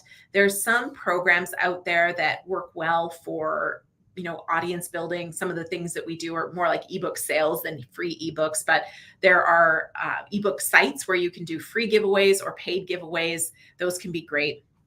Media outreach, I skipped over that completely today. Don't plan on going deep on it. We did a session with Jason Jones, a YouTube live, which Angela can find the link for you and post it here. And she gives me a collection of the links after, and I'll post them in the description for those of you watching the replay. These links should be in the description below for you as well. But we did a media outreach session with Jason Jones, 2 weeks ago, 3 weeks ago on YouTube. So we have that as well. Plus, I have also done some YouTube videos on how to pitch the media for your book. Releasing content around the book. That was a lot of what we were just talking about with using AI to release content. You can use the book to then extract pieces to repurpose that content. Efren, by the way, I don't know if he's still here, but Efren's social media, he has been doing a great job of, taking podcast interviews, content and stories from his book and repurposing it and sharing it on Instagram. So check him out, follow him on Instagram. Angela, if you can, grab his Instagram link and drop it in there, because I think he's doing a great job of releasing content around the book.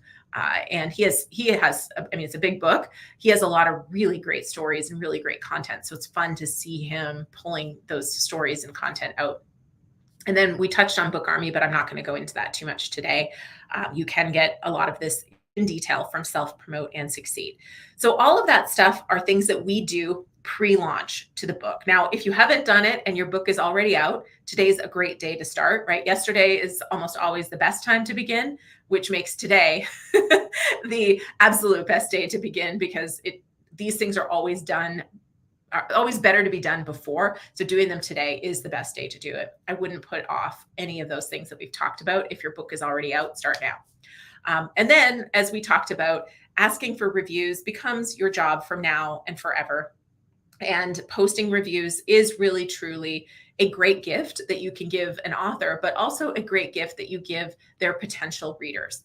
And why I say that is because if the book has helped you or had an impact on you, which, as I say that, I really have to go write a review for The Gap and the Gain, because, as I kicked off today's talk by sharing that I've been sharing The Gap and the Gain by Dan Sullivan and Benjamin Hardy with my son. And you never know if these things sink in until a random comment comes, but it has sunk in with him and he gets it. And I want to share that review with them because it's made a difference. And I would be sharing it not just as a thank you to the Benjamin Hardy and Dan Sullivan for writing the book, but to help other readers who might be thinking, I might read this book, right? Maybe I'll read this book, maybe I won't, or maybe I'm not sure the book is for me. So it's a gift you're giving other readers as well as the author when you post reviews. And asking for reviews isn't just about helping you, right? It's about helping your book find the people that you can help with that book. So it's a really important thing, and it impacts everything. If you don't have a lot of reviews on Amazon in particular for your book, it will impact your ability to get speaking engagements, to get media, and of course, when you run Amazon ads, for the performance of those ads. The more reviews you have, the more social proof, the more all of those things are more likely to happen in a positive way, which means you can have more impact. So if you're the kind of person who's like, I don't want to ask for reviews for me, don't ask for reviews for you. Ask for the people that you can impact with your book, because the more reviews you have, the more impact you'll be able to have on your audience and on the people that you wrote the book to help in the first place. Okay, so seeking partnerships to promote your book, I'm going to touch on that, and then we're going to end, and part 2 is going to pick up on pitching for speaking engagements, because I built a whole speaker path for you guys. See, there's a sneak peek. Okay, that's where we're going next time. So going in reverse. So where I'm going to leave off is partnerships to promote your book. So I don't have a slide for this. It's just something I wanted to talk about really quickly to wrap things up. And if you do have questions, I'm going to shift to questions here in a few minutes. So now is a great time to post your question. Partnerships are powerful. And earlier on, I touched on, my partnership with Ali Fallon. I've talked about my collaborations with Dale Roberts from Self-Publishing with Dale. Looking for places and people and organizations that have your audience in their audience, and then finding ways that you guys can win together, is a powerful way to build your brand and sell books. And if you go back to my story about More Than Cash Flow and how Wiley turned me down for a publishing deal because they didn't think I would have a strong enough platform to sell books. But then I went on to, sell a lot of books. And, I topped the Amazon print charts with a book, which I believe they have not done with a real estate book in Canada. They've had some bestsellers that have sold a lot of books in Canada, but I took it there, which they have not done with any of their books, and they don't publish in Canada anymore. They only publish out of their New York publishing house. But how my book went to #1 was not because I had a massive platform. I had I think 10,000 people on a newsletter list and a small YouTube channel presence when this happened. And why my book went to number one was because of a handful of key partnerships and collaborations. Canadian Real Estate Wealth magazine became one of the big collaborations that helped the book do well over the year. What I did was I gave them, I think it was 250 copies of my book, and they promoted the book in every magazine because they had a deal where if you subscribed to the magazine for 3 years or 2 years, you got a copy of the book. And as a result, my book got a lot of exposure, and I was given ad space and features at their events and things like that. So it was a really, really powerful collaboration. With the launch, there was a couple of groups that were really, really behind the book and promoting it. One of them was Nick and Tom Karadza, who run Rockstar Real Estate, which is a group out of Toronto, Ontario, Canada. And their audience was exactly my audience. And they said, you know what, we'll promote your book. And when it got into the top 100 print books, they said, let's make it number one. It wasn't even my idea. They're like, let's make it number one. And they emailed their list more times for my book than they've ever emailed it for any of the things that they've promoted at that time anyways. And I think between them and a handful of other groups and organizations that had strong lists that promoted the book at the same time, that's what took it to number one. But it was ultimately them that when they saw that it was getting close, they were like, hey, let's push hard. Let's make it number one. And between them and these other folks, it did get to number one. Okay, so that's all I'm going to say about promotions. So look around, and by the way, you don't have to find big, gigantic organizations. Some of your greatest partnerships could be in people that have, small to mid-sized audiences as well. But those small to mid-sized audiences sometimes are the most absolutely engaged people. And some of the large audiences that they have, they're not that engaged. And so having a perfect fit in a small audience, I think, is better than getting featured to a large audience in a lot of cases. So I would not discount some of those smaller people. Maybe they only have 5,000, 10,000 people on social media, or a 5,000 to 10,000 person newsletter list. If you guys have great synergy, a great relationship, you guys can grow together. So it's okay to collaborate with other small fish in this big pond world, because together you can build big audiences and have a bigger impact, and it can make a big difference to your brand in time. All right, Angela, give me Q1, please. We'll dive into questions. Okay. So I actually, because now you're back, I could not do this while you were away. I can multitask to this degree, but we'll scroll back so that we can show the questions this way. Woo! Look at us, all sophisticated. Rashmir, oh, I love this question. How big a platform do you need before launch? Need is the word that I zero in on this. This is how big you need, 0, to launch. Okay, you don't need a platform to launch a book, full stop. And the difference here is, what are your goals? What are your expectations? What do you think you're going to do? And what are you willing to do pre-launch and post-launch to sell your book?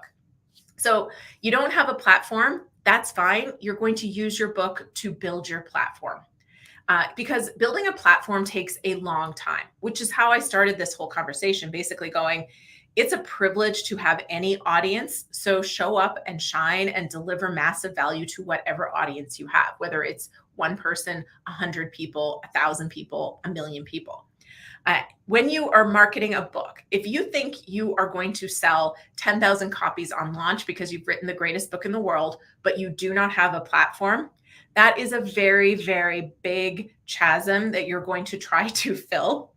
And so, not to say it's not possible, but it's to say that you have to have a really good plan of how you're going to sell 10,000 books. Because if you have nobody that's waiting for your book when you launch, then you're going to be relying very heavily on other people's audiences, paid ads, and other services. So you're going to need to have a lot of time, money, and energy invested into selling those books. And it's hard to do without an existing platform. When we have authors at book launchers that don't have a platform when they launch a book, we put them in what's called a phased momentum launch. Again, this is in my book, Self Promote and Succeed. And if you are working with us as a client, some of our clients are here, this is one of the launch strategy choices that we offer. The phased momentum is, we're going to run ebook sales and put your book in front of, audiences with giveaways and things like that. But you're not expecting a 10,000 book launch, right? You're not even expecting 1,000 book launch for the most part. You're expecting to launch the book and every month look back and go, wow, I have 10, 50, 100 more book sales than I did the month before. And I've grown my newsletter list by 100 more people or 1,000 more people. Or now I'm on this stage in this podcast in this media outlet where I was on none before my book. That's the phased momentum approach. And it's really important to go into a launch with the mindset of this is a year or 2 or 3 long journey of building my platform and building my audience to sell books, to grow my brand, to grow my business. Because again, the greatest books in the world do not sell themselves. They have to have marketing plans behind them to sell. And it's not one thing that's going to work to sell a book either. Woo! All right. Irma, what about nonfiction children's preschool books? Is it possible to create a course from a book that's significantly less content compared to nonfiction books for adults? We only do nonfiction books for adults and courses from those nonfiction books for adult audiences. Is it possible? Yes, it is absolutely possible. Your audience, though, is probably the parent more than the child. So, and this is something that I actually have a video. So it's just sending Angela off into YouTube for another video. It's buyer versus reader is the video. And whenever you're selling a book or a course, whatever it is, think about who your buyer is, because it's not always the reader or the student. And an example of this might be somebody who is selling their course or their book to a corporate audience. The reader or the student, the participant, is the employee in that organization. The buyer is probably an executive in that company. And those are 2 different audiences with 2 different objectives from the same material. And what you need to think about is the marketing to speak to the person who's going to buy it, and then having the content deliver to that audience so they're engaged. And so if you're speaking about, if your content is for the children, but you're selling it to the parents, what do the parents want and how are the children going to want to consume that content?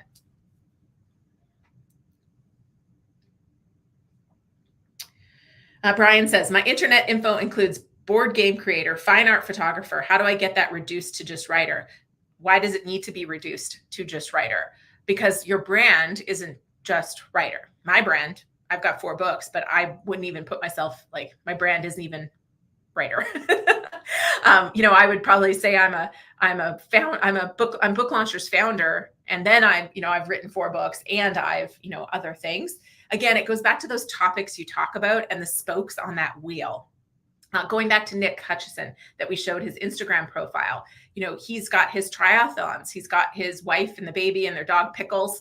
And, I know Nick personally, but if I didn't, I would feel like I know him because of those posts. But he never just posts about those things. He always has an objective as to what he's helping the reader with. So I would say you don't necessarily want to delete that information. Now, if you're like me and say you had a different business before this. So my previous business was a real estate information and training company. And still, when you Google my name, you're still going to see a whole lot of real estate content behind Julie Broad. But the answer to how do you get your internet, your Google search to be more about your book work than these other pieces? Well, what you do is you start producing a whole lot of content for a whole lot of places on your topic that you're writing about. Because in addition to seeing, Julie Broad, real estate investor, in the Google search results, you're going to see a whole lot of book related content because I've been on 100 plus podcasts. I've been on, 50 plus stages talking about book stuff.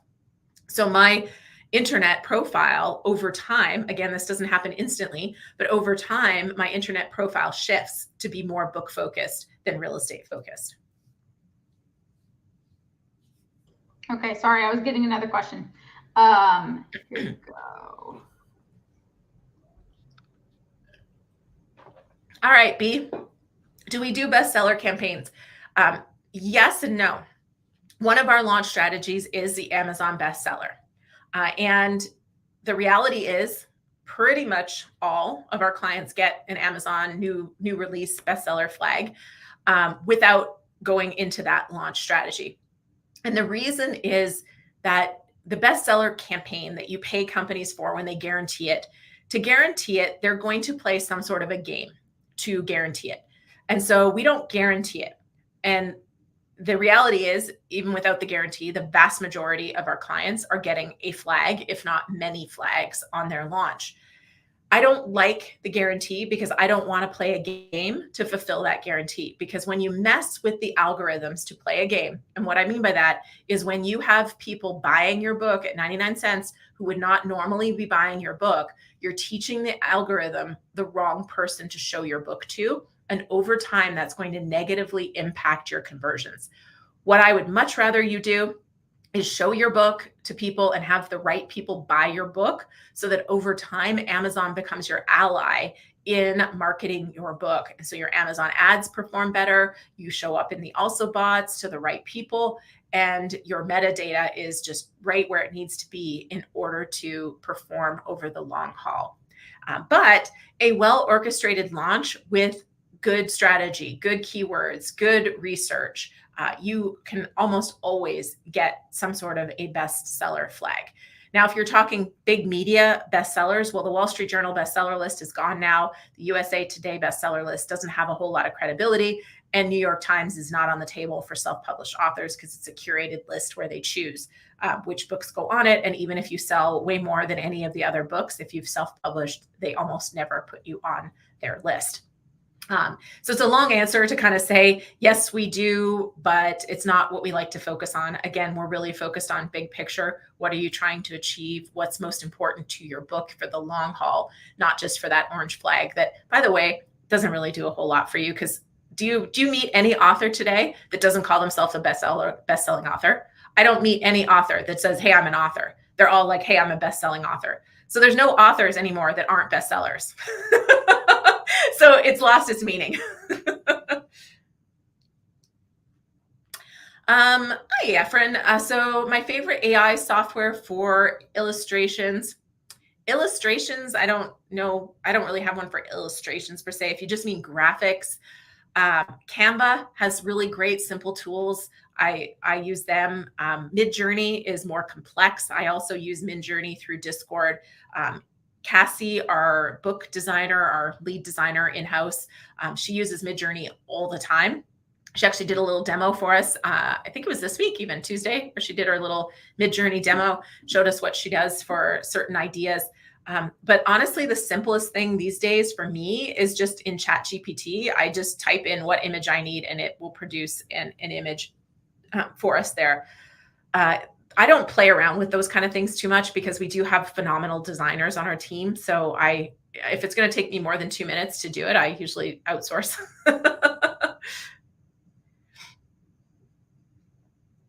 All right, Jason, is it a good idea to give away chapter 1 for free on your website? Ooh. Okay. As long as you don't call it chapter 1. And why I say that is because what sounds better? Let's see. Okay, hold on. I got to look at my book. Let's see what chapter 1 in Self-Promote and Succeed is. So let's say I said, I should know what chapter 1 is, but I don't. Where's my table of contents here? Okay, my chapter 1. Okay. So is it better to say, get chapter 1 free?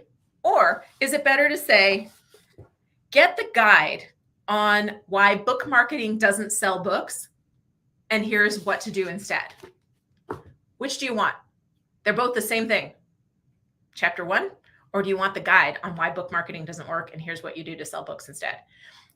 Two different things, or sorry, same thing, but positioned two different ways. And if you position it as the second thing, yes, you can put that on your website and that should work. And at the end of the lead magnet that is that chapter 1, put, by the way, this was an excerpt from chapter 1 of my book, and here's the link to buy the rest of the book. Angela's reading comments and she's like, oh, wait, Julie stopped talking. We need, oh, you know what? The moment there's a pause. What we'll do, sorry, while you're looking for yeah. the next one. So we're going to do the last giveaway, and it's going to be your second takeaway from the second half of this morning. So, and then Angela can choose her second prize winner. So everybody who's still here, let us know what your favorite takeaway from the second half of this morning's training was. And if you're watching the replay, you can play along too. I will respond to everybody who comments on this replay as well. So go ahead and post your favorite takeaway below as well. All right, I'm ready for the next one. Irma, when should I consider a ghostwriter? I'm strapped for time, but I know adding an adult nonfiction to my series of children's books seems necessary. Okay, so this is a little trickier to answer without knowing a whole lot more. When a ghostwriter is really useful to come in is when you know who your audience is. So going back to what we talked about as far as not just a demographic, but who it is, the problem that they're struggling with, and how you're going to help them with that problem. When you know that, and you've got the content ideas, so you know the stories, you know maybe you have research that you're going to bring in, or you have the tips or the acronym. Like I said, that author acronym is something I'm playing with right now in consideration for revamping one of my books to launch it next year. If you've got some of that content and you know the reader that you want to help and what you're going to help them with, that is a great time to bring in a writer, because together with the writer, you can develop the hook for the book, which is the outcome of the outcome. You can build the outline based on that hook, and you know the content that you want to put in it. So you and the writer can work together to figure out what the journey is for that reader and start to build it from there. And we do have writers. So if you're interested, you're welcome to reach out to us and talk to us about it. You can book a call, booklaunchers.com/apply, APPLY. And so that will be the best time. But where I would say is not a good time is you don't know what the book's going to be. You have no idea what the book's going to be. You're not even clear on the reader. Yes, a writer can help you figure all of that out, but it's going to take you a lot more time and money to work with a writer to figure it out than for you to determine that to begin with. But really, I don't think there's a bad time. Even if you've half written a book, bringing in a writer can work really well. I've told this story a lot, but this book, the last quarter of this book was written by a writer. I was struggling to finish it. I think I sat on it for 6 months. And then I don't know if it was Angela or somebody on the team was like, hey, we have writers. And I was like, oh, yeah, okay. And we brought in a writer and the book was done in a month. And I was just stuck. It wasn't that just my mind. I did not have the mental capacity to finish the book at that stage, and it was weighing on me to not have it done. So there isn't a bad time to bring in a writer, but hopefully that helps. All right, Dorothea, what if you're a first-time writer and don't have a lot of money to start? It does cost money. Yeah, so I feel like this is a question. This is part of why we started Author Business Accelerator, was to help you guide where you invest your money in the project. But if you're really, really cash strapped, you may want to barter and exchange to make sure that you get some really good editing and you get a great cover design. The rest of it, through these videos, my books, a lot of the other content online, you can, DIY it as much as you need to get the book done in the first place. But I would really, really recommend you get professional editing and you get a professional cover design. I don't know if that helps you with where to start. As far as where to start, get self-published and succeed. That's where you would start from a nonfiction book perspective. That's what that book is for, is to help you, figure out, how do I write this book? What do I need to do in order to produce a book that's set up to sell? B is asking, do I work with Amplify? I think I'm just trying to remember. Amplify, is it a company or a software? I couldn't remember either, so. Yeah, I don't know. Cause I know there's, the one that comes to mind is the curriculum or something for students, which I don't use, but I had talked to another author about it recently, but I don't know what Amplify is. So I would say probably not.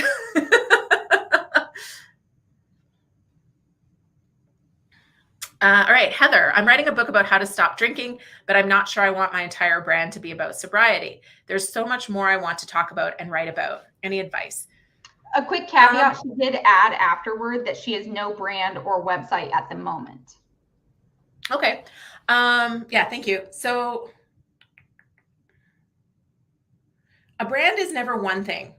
So even though I'm just trying to think of the best way to answer this because I could go a lot of ways. So even though I'm all about, hashtag no boring books, and we are all about writing a book that is set up set up to sell, I wouldn't say we're only about no boring books, right? This whole day was talked about your brand, building your author brand and giving you examples of that. And as part of helping you through, to become an author and to sell your books, there's a lot of pieces that I also talk about. And I bring in people who will help you with speaking, who will help you with social media, who will help you, with some of the emotional things that you might go through. So sobriety might be kind of the core outcome of the outcome that you're offering. But in order to achieve that outcome of the outcome, there's probably a lot of pieces that you would touch on. And there's also elements in your own journey. Sorry, my voice is starting to go after 2 hours here. There's a lot of other elements in your journey that you will draw from that you can talk about. And then, you don't have to be only one thing, right? That's your first book might focus on that, but then you can talk about other things. I mean, my first book was a real estate book. My second book was a branding book. And then my next 2 books were book marketing books, or not book marketing, but book publishing related and book marketing. So you don't have to be one thing, but in the time when you're promoting that book, that's kind of what you want your core messages to be. But hopefully that helps. I know there's a lot of ways I could have answered that, but that's kind of where my mind went first.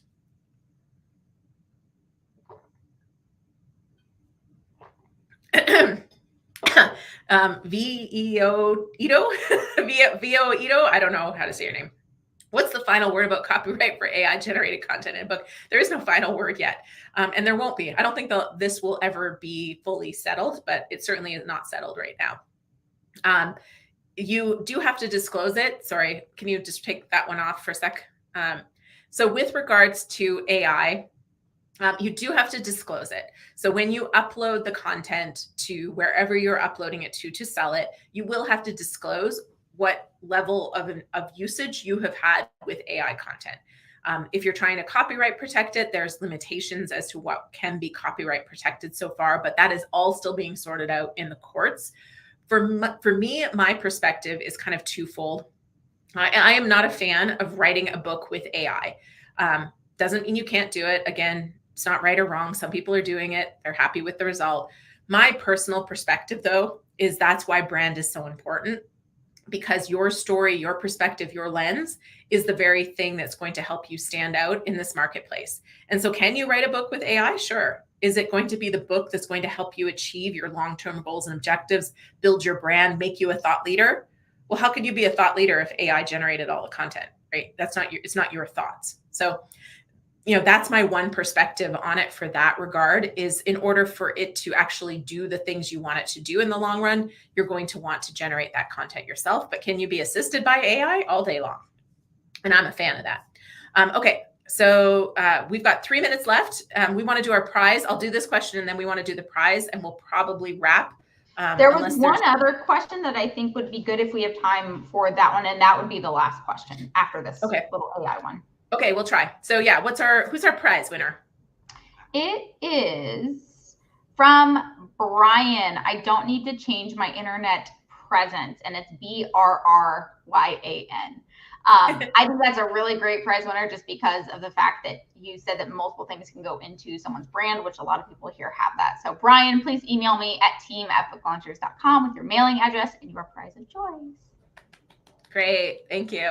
All right, Steve, can AI disperse your content if you give it to them for creating a course via a chapter? So I think you're asking about, so it can be used in certain cases, and read the terms and conditions of any AI company you sign up for.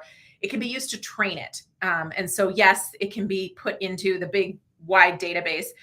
My perspective on uploading some of my content is my stuff is all on the internet already. So it's already been used to train the AI stuff because I'm on YouTube. I've got my blog posts, like all of my content, not all, but a lot of it's public anyways. So if I give it a chapter to withdraw content from it, I'm really not that worried about it being used to train AI because I think my stuff's already trained AI. But if you have something that's really proprietary, really secret, then I wouldn't use it. I wouldn't upload it to AI unless you've gone through the terms and conditions and you've made sure there's no way they're using it in any way. Because a lot of the sites are using it to train. And anywhere you're uploading content nowadays, you should be paying close attention if that's a concern of yours, because there's a lot of things like Zoom, as an example, in their terms and conditions, their stuff is being used to train their systems, and it kind of all goes in their own flywheel. But yeah, read terms and conditions. All right, if you already have a brand, is it advisable to have your author website redirect to your current site that's from a different name? It's hard to say. That's a very difficult question to answer without knowing what your brand is, how it ties to your author website. How do these things work together or not? So I have a juliebroad.com website that's technically my author website. I never refer people to it because ultimately everything I'm doing is intended to grow book launchers. So I always send people to booklaunchers.com. But if that wasn't the case and I had a different brand that was still my real estate brand, I probably would not redirect my real estate brand to my new brand because it would be confusing. So that's why I say that's a very hard question to answer without going deeper. Again, that's where we built Author Business Accelerator, the new program, because then we can spend time in the one-on-one calls to have you share your websites and have us go through it and go, okay, what are you trying to do? And should you do this or should you do that? And I had shared while you were away earlier that if they have a book brand, their name, they should try to buy all the URLs for all the things. Right. Yeah. Yes. Be a URL collector. It comes in handy. And that was the last question that I have. All right, great. Well, thank you, everybody. We'll see you back here in October for part 2 because you have spoken and I am happy to listen in that regard. And we'll dive into speaking and the second half of the roadmap from author brand to thought leader. And I can't wait to see you then. And please come back on Tuesday to join Shane for the live stream, which is happening at 2 p.m. Pacific Standard Time on building an online course from your book. All right. Thanks, everybody. Thanks, Angela.